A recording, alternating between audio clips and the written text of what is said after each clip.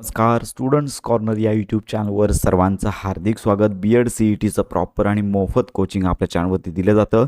तर आजचा व्हिडिओ देखील जनरल नॉलेजवरती असणार आहे. याच्यामध्ये महत्त्वाचे प्रश्न आणि लक्षात घ्या नोट्स देखील आपण अभ्यासणार आहोत. तर याच्यामध्ये ब्रिटिशांचे आगमन व त्यांनी केलेल्या महत्त्वाच्या सुधारणा आहेत. तर यावरील देखील प्रश्न विचारले जातात. साधारणतः 2 प्रश्नांचा समावेश या अंतर्गत असतो. त्याच्यामध्ये सगळ्यात महत्त्वाची बाब म्हणजे 1600 साली लंडन येथे ब्रिटिश ईस्ट इंडिया कंपनीची स्थापना झाली. तर हा महत्त्वाचा पॉईंट आहे. ईस्ट इंडिया जी कंपनी आहे तर 1600 मध्ये तिची स्थापना झाली. सुरत या ठिकाणी इंग्रजांनी आपली पहिली वसाहत स्थापन केली. सगळ्यात महत्त्वाचा पॉईंट आहे. सुरत या ठिकाणी इंग्रजांनी आपली पहिली वसाहत स्थापन केलेली आहे. इसवी सन 1757 साली बंगालचा नवाब सिराजुद्दौला आणि इंग्रज यांच्यामध्ये प्लासीची लढाई होऊन सिराजचा पराभव झाला. या लढाईत सिराजचा सेनापती मीर जाफर इंग्रजांना फितूर झाला होता. लक्षात घ्या 1757 साली बंगालचा नवाब सिराज उद्दौला यांच्यामध्ये आणि इंग्रज यांच्यामध्ये प्लासीची लढाई झाली. सिराज उद्दौलाचा पराभव झाला आणि सिराजचा सेनापती मीर जाफर इंग्रजांना फितूर झाल्यामुळे या ठिकाणी सिराज उद्दौला याचा पराभव झालेला होता. इसवी सन 1764 साली इंग्रज विरुद्ध मीर कासिम, अयोध्येचा नवाब सिराजुद्दौला उद्दौला व मुघल बादशाह शाह आलम यांच्यात बक्सारची लढाई होऊन इंग्रजांचा विजय झाला. बक्सारची लढाई इंग्रज, सुजाउद्दौला, मुघल बादशाह आणि शाह आलम, लक्षात घ्या मुघल बादशाह शाह आलम यांच्यामध्ये बक्सारची लढाई झाली होती 1764 रोजी. 1799 इसवी सन 1799 साली श्रीरंगपट्टणच्या लढाईमध्ये म्हैसूरचा वाघ टिपू सुलतान, लक्षात घ्या म्हैसूरचा वाघ कोणाला म्हटलं जातं असा प्रश्न होऊ शकतो. टिपू सुलतान लक्षात घ्या धारात येथे पडला व म्हैसूर इंग्रजांच्या वर्चस्वाखाली आलेले होते. इसवी सन 1761 मध्ये पानिपतचे युद्ध मराठे व अफगाणिस्तानचा बादशाह अहमद शाह अब्दाली यांच्यात होऊन त्यात मराठ्यांचा दारुण पराभव झाला आणि हे पानिपतचे तिसरे युद्ध होते. 1761 रोजी पानिपतचे तिसरे युद्ध झाले. मराठे अफगाणिस्तानचा बादशाह अहमद शाह अब्दाली यांच्यामध्ये लक्षात घ्या ही लढाई झाली आणि याच्यामध्ये मराठ्यांचा दारुण पराभव झाला आणि हे पानिपतचे दुसरे युद्ध ठरले. लॉर्ड क्लाइव्हने बंगाल प्रांतासाठी दुहेरी राज्यव्यवस्था निर्माण केली. लक्षात घ्या दुहेरी राज्यव्यवस्था निर्माण करणारा ब्रिटिश अधिकारी कोणता? लक्षात घ्या की लॉर्ड क्लाइव्ह याने बंगाल प्रांतासाठी दुहेरी राज्यव्यवस्था निर्माण केली आणि त्यामध्ये जमीन महसूल गोळा करण्याचा अधिकार कंपनीकडे होते. लॉर्ड वेलस्ली याने तैनाती फौजेची पद्धत सुरू केली. लॉर्ड वेलस्ली यांनी तैनाती फौजेची पद्धत सुरू केली आणि इसवी सन 1802 मध्ये दुसरा बाजीराव पेशव्याने इंग्रजांना वसईचा तह करून, म्हणजे लक्षात घ्या इंग्रजांजवळ वसईचा तह 1802 साली झाला. दुसरा बाजीराव यांनी तह केला आणि तैनाती फौजेची पद्धत स्वीकारली. तैनाती फौजेची पद्धत म्हणजे संरक्षण देण्याचं काम स्वीकारलेलं होतं आणि इसवी सन 1846 साली इंग्रज शीख युद्धामध्ये शीखांचा पराभव झाला व लाहोरचा तह करण्यात आला. 1846 मध्ये इंग्रज आणि शीख यांच्यामध्ये युद्ध झालं आणि याच्यामध्ये शीखांचा पराभव झाला व याच्यामध्ये लाहोरचा तह करण्यात आला होता. पुढची महत्त्वाची बाब आहे. लॉर्ड डलहौसीने भारतात खालसा धोरण राबवले. खालसा धोरण कोणी राबवले असा प्रश्न येऊ शकतो. लॉर्ड डलहौसीने भारतामध्ये खालसा धोरण राबवले. सातारा, नागपूर, झाशी, संबळपूर ही राज्ये दत्तक वारसा नामंजूर म्हणून तर अयोध्येतील अव्यवस्थेचे कारण दाखवून खालसा करण्यात आली. लक्षात घ्या लॉर्ड डलहौसीने खालसा धोरण राबवले आणि याच्यामध्ये सातारा, नागपूर, झाशी, संबळपूर ही राज्ये दत्तक वारसा नामंजूर म्हणून त्यांनी केली आणि या ठिकाणी अयोध्येतील अव्यवस्थेचे कारण सांगून लक्षात घ्या खालसा ही जी गावं होती ती त्यांनी केलेली आहेत. लक्षात घ्या पोर्तुगालच्या राजाने मुंबई हे बेट इंग्लंडच्या राजाला आंदण म्हणून दिले होते. लक्षात घ्या पोर्तुगालच्या राजाने मुंबई हे 7 बेटांचं शहर म्हणून ओळखलं जातं आणि इंग्लंडच्या राजाला आंदण म्हणून दिले होते. इसवी सन 1800 मध्ये लॉर्ड वेलस्ली याने सरकारी अधिकाऱ्यांना प्रशिक्षण देण्यासाठी कोलकाता येथे फोर्ट विल्यम कॉलेजची स्थापना केली. 1800 मध्ये फोर्ट विल्यमचे कॉलेज जे आहे याची स्थापना झाली पण ईस्ट इंडिया कंपनीने ते बंद करून त्याऐवजी त्याऐवजी लंडनजवळ हेल्बरी येथे दुसरे कॉलेज काढले. लक्षात घ्या, ईस्ट इंडिया कंपनीने फोर्ट विल्यम कॉलेज जे स्थापन करण्यात आलं होतं लॉर्ड वेलेस्लीने 1800 साली केलं होतं, ते ईस्ट इंडिया कंपनीने बंद केलं आणि त्याऐवजी लंडनजवळ हेल्बरी येथे दुसरे कॉलेज काढले. लॉर्ड कॉर्नवॉलिसने भारतात न्यायविषयक सुधारणा केल्या. पुढे लॉर्ड बेंटिकने आणखी सुधारणा केल्या. न्यायविषयक सुधारणा लॉर्ड कॉर्नवॉलिस याने केल्या होत्या आणि त्याच्यानंतर लॉर्ड बेंटिकने या संदर्भात काहीशा प्रमाणावरती सुधारणा केल्या होत्या. लॉर्ड बेंटिकच्या काळात अनेक कायदेविषयक सुधारणा घडून आल्या आणि याच्यामध्ये सगळ्यात महत्त्वाचं म्हणजे लॉर्ड डलहौसीने भारतात रेल्वे मार्ग बांधणीचे कार्य केले, तसेच टपाल व तार पद्धतीत महत्त्वाचे बदल केले. भारतामध्ये रेल्वे मार्ग बांधणीचे महत्त्वाचे काम लक्षात घ्या लॉर्ड डलहौसीच्या काळामध्ये सुरू करण्यात आले होते आणि टपाल आणि लक्षात घ्या तार पद्धतीत देखील महत्त्वाचे बदल त्याने केलेले होते. टपाल व तार पद्धतीचा जनक व आधुनिक भारताचा निर्माता लॉर्ड डलहौसीला म्हटले जाते. महत्त्वाचे वाक्य आहे तार पद्धतीचा जनक आणि आधुनिक भारताचा निर्माता लॉर्ड डलहौसीला ओळखलं जातं. लॉर्ड कॉर्नवॉलिसने बंगाल, बिहार, ओरिसा या प्रांतामध्ये कायमधारा पद्धत सुरू केली. लक्षात घ्या, लॉर्ड कॉर्नवॉलिसने बंगाल, बिहार, ओरिसा या प्रांतामध्ये कर करण्याची पद्धत कायमधारा पद्धत सुरू केली. थॉमस मनरोने मुंबई व मद्रास येथे रयतवारी पद्धत सुरू केली. थॉमस मनरो या ब्रिटिश लक्षात घ्या की जो अधिकारी होता यांनी मुंबई व मद्रास येथे रयतवारी लक्षात घ्या कर गोळा करण्याची पद्धत सुरू केली. पंजाब व आग्रा प्रांतात महालवारी पद्धत लॉर्ड हेस्टिंग याने सुरू केली. वेगवेगळ्या पद्धती कर गोळा करण्यासाठीच्या सुरू करण्यात आल्या होत्या. लॉर्ड डलहौसी कायमधारा पद्धत लक्षात घ्या, लॉर्ड कॉर्नवॉलिस कायमधारा पद्धत, थॉम्सन मनरो रयतवारी पद्धत, पंजाब व आग्रा प्रांतामध्ये महालवारी पद्धत लॉर्ड हेस्टिंग आणि विल्यम बेंटिक याने भारतात केलेल्या आधुनिक सुधारणांमुळे त्याला आधुनिक भारताचा मनू असे म्हणतात. लक्षात घ्या, आधुनिक भारताचा मनू लॉर्ड विल्यम बेंटिक याला म्हटलं जातं. याच्याबरोबर 1 नोव्हेंबर 1858 रोजी लॉर्ड कॅनिंग याने अलाहाबाद येथील दरबारात राणीचा जाहीरनामा प्रसिद्ध केला आणि या जाहीरनाम्यामुळे कंपनीचे राज्य बरखास्त होऊन भारतात ब्रिटिश सरकारचा अंमल सुरू झाला. ही महत्त्वाची बाब आहे. ब्रिटिश सरकारचा अंमल 1 नोव्हेंबर 1858 रोजीपासून सुरू झालेला आहे. याचबरोबर लॉर्ड रिपन याला स्थानिक स्वराज्य संस्थेचा जनक असे म्हटले जाते. महत्त्वाचा पॉईंट आहे, लॉर्ड रिपन लक्षात घ्या स्थानिक स्वराज्य संस्थेचा जनक म्हणून ओळखले जाते. आणि लक्षात घ्या लॉर्ड कर्झन याने 1900 साली कोलकाता कॉर्पोरेशन कायदा सुरू केला. लॉर्ड कर्झन याने 1900 साली भारतामध्ये कोलकाता कॉर्पोरेशन कायदा सुरू केला. याचबरोबर सत्येंद्रनाथ टागोर हे पहिले ICS इंडियन सिव्हिल सर्व्हिसमधले अधिकारी होते. महत्त्वाचा पॉईंट आहे, सत्येंद्रनाथ टागोर पहिले इंडियन सिव्हिल सर्व्हिस ICS.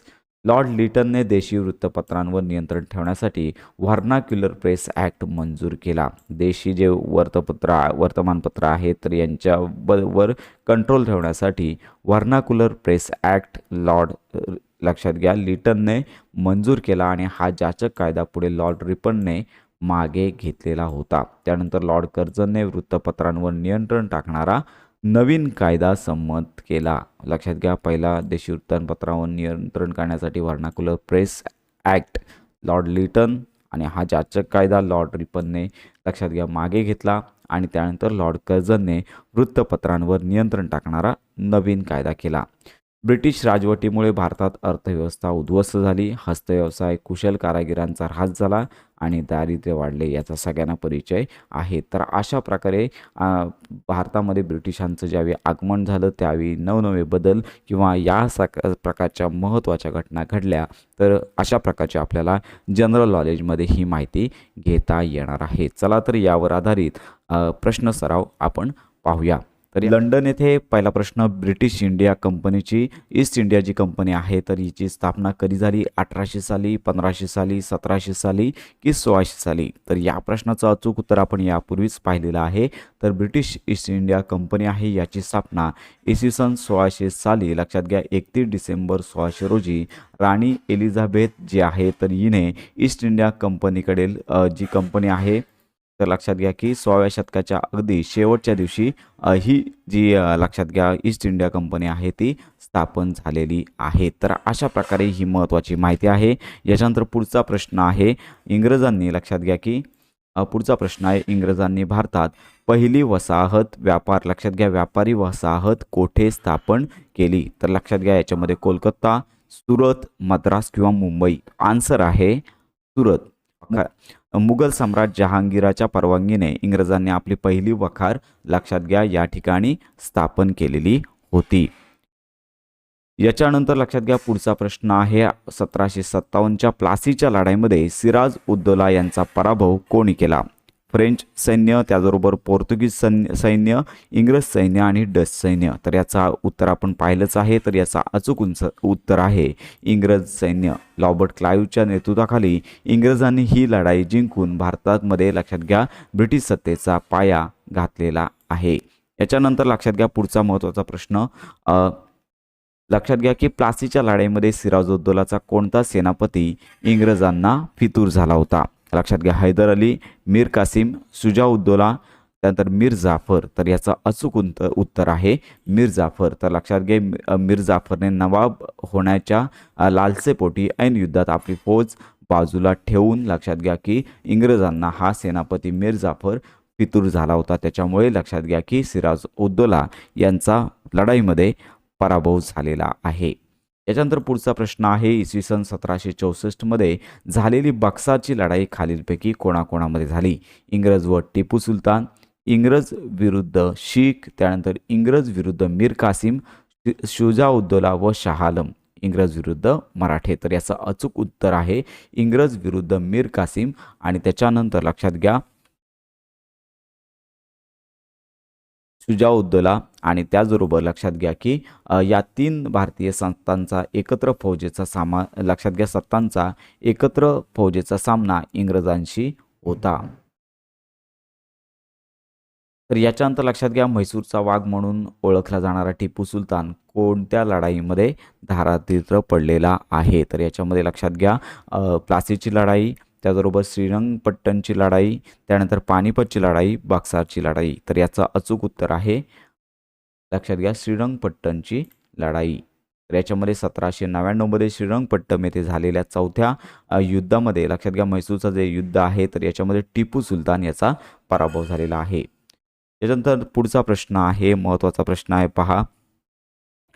सन 1761मध्ये पानिपतचे तिसरे युद्ध कोणाकोणामध्ये झाले? याच्यामध्ये मराठे निजाम, मराठे व अहमद शाह अब्दाली, मुघल व इंग्रज, मराठे व इंग्रज. तर याचं अचूक उत्तर आहे मराठे व अहमद शाह अब्दाली यांच्यामध्ये पानिपतचे तिसरे युद्ध झालेले आहे.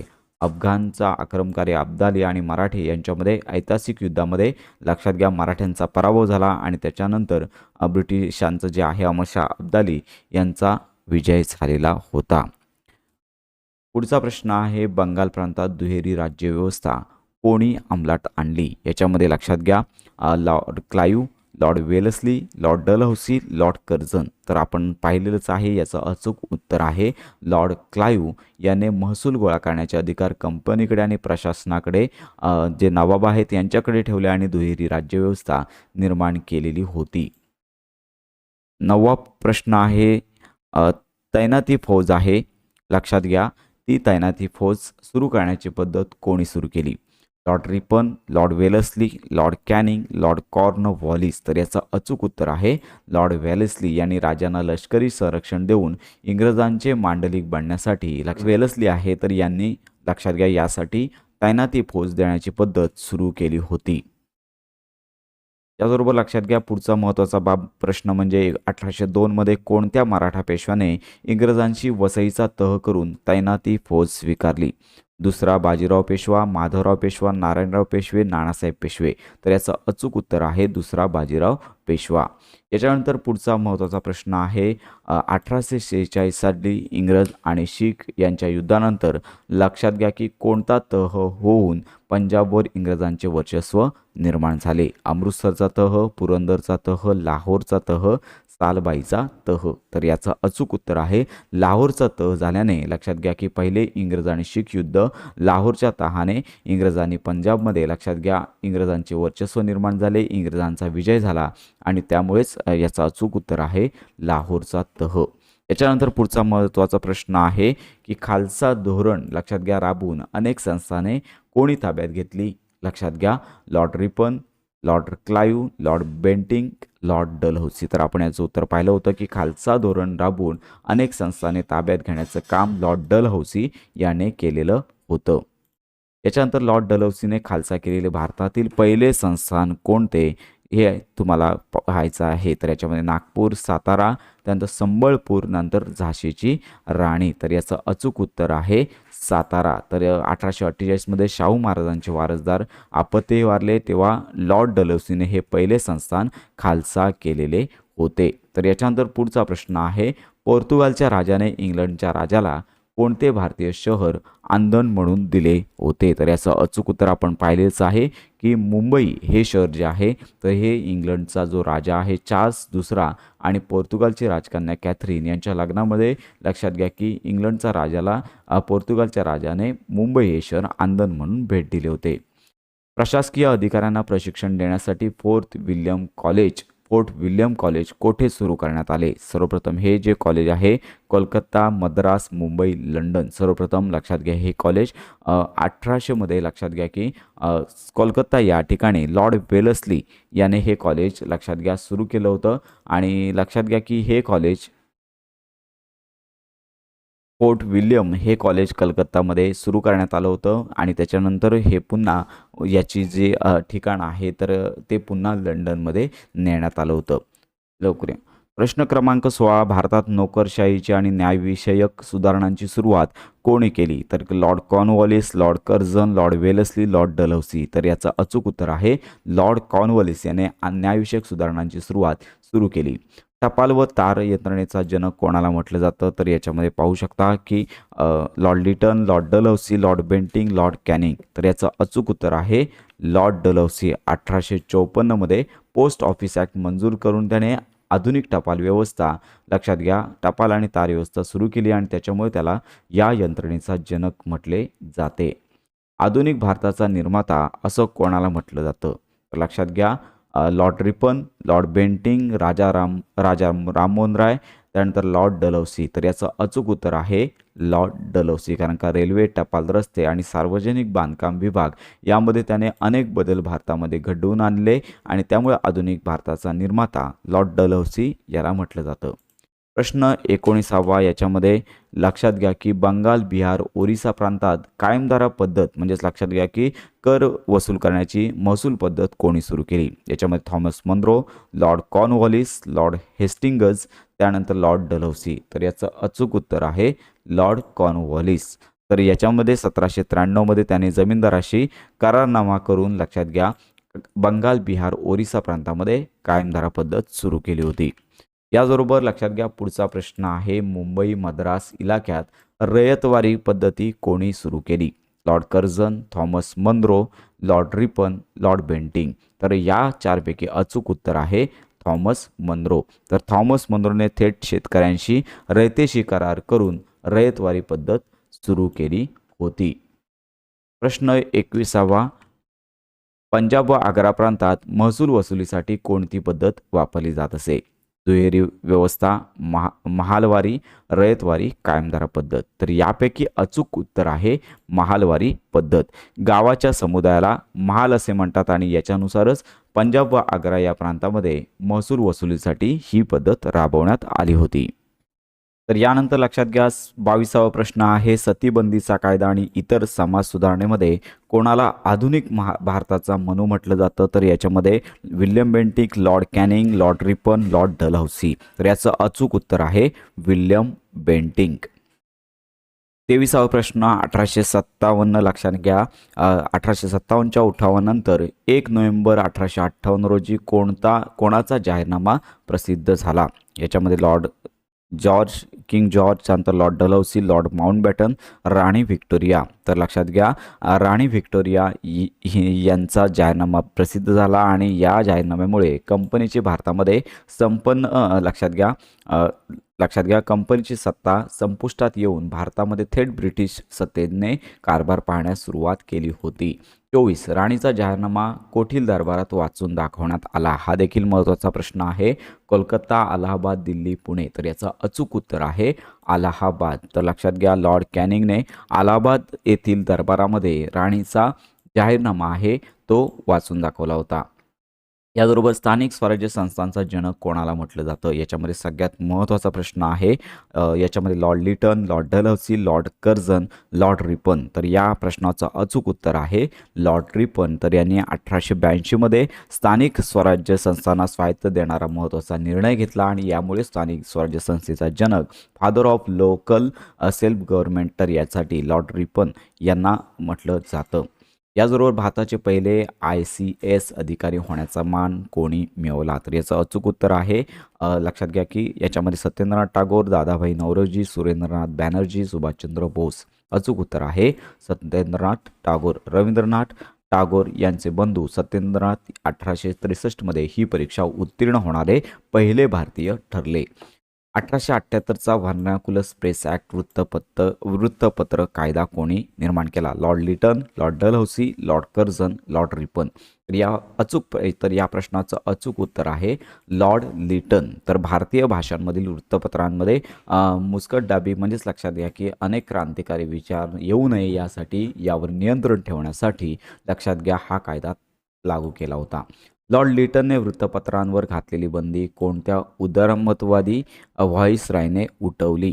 याच्यामध्ये Lord Dalhousie, Lord Wellesley, Lord Ripon, Lord Canning. याचं अचूक उत्तर आहे लॉर्ड रिपन. लॉर्ड रिपनने 1882 मध्ये व्हर्नाक्युलर प्रेस ॲक्ट रद्द करून लक्षात घ्या वृत्तपत्रांवर घातलेली बंदी उदारमतवादी पद्धतीने उठवली होती. इसवी सन 1900 मध्ये कलकत्ता कॉर्पोरेशन कायदा लक्षात घ्या कोणी मंजूर केला? तर लक्षात घ्या याच्यामध्ये Lord Ripon, Lord Lytton, Lord Curzon, Lord Clive. तर याचं अचूक उत्तर आहे लॉर्ड कर्झन. या कायद्यामुळे स्थानिक स्वराज्य संस्था आहे तर जो आहे तर अशा प्रकारे 1900 मध्ये कलकत्ता कॉर्पोरेशन कायदा या व्हॉइसरॉयने मंजूर केला. ब्रिटिशांच्या आर्थिक धोरणामुळे भारतीय उद्योगांचे काय झाले? लक्षात घ्या निर्यात वाढली, प्रगती झाली, काहीच परिणाम झाला नाही आहे, ऱ्हास झाला व दारिद्र्य वाढले. तर याचं अचूक उत्तर आहे ऱ्हास झाला आणि दारिद्र्य वाढले.